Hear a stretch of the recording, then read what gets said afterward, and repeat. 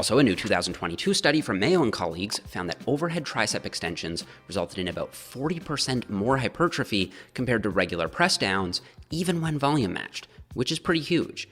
Now, there's been quite a lot of noise about this study online. Some people claim that the results are most likely a fluke.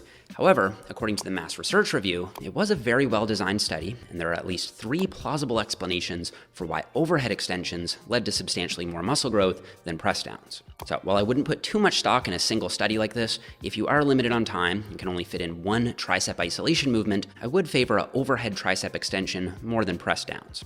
Okay, so for these, you want to lock your elbow in place with the cable just behind your head, squeeze your triceps to move the weight, and then lower the weight back down under control and try to feel a nice big stretch at the bottom. After reaching failure once, I'll drop the weight back by about 30 to 40% and then take the triceps to failure once again.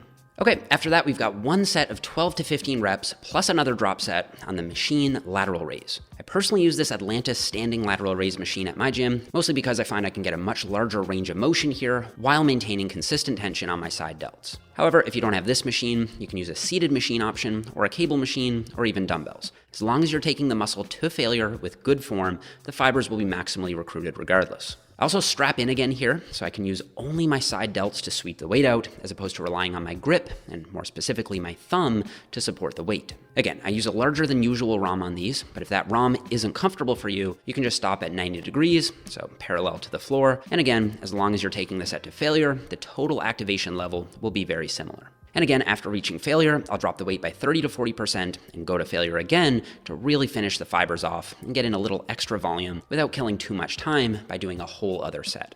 Okay, and to finish off the first full body day of the week, we're doing one set of 12 to 15 reps on the horizontal toe press for the calves. Now, doing calf raises on a leg press machine is the exact same basic movement pattern as doing them on a standing calf raise machine, because on both exercises, your leg is straight, not bent. However, when you're seated, your upper body doesn't have to bear any of the load, so I find that I'm able to get a better mind-muscle connection with my calves when I do calf raises on a seated leg press machine.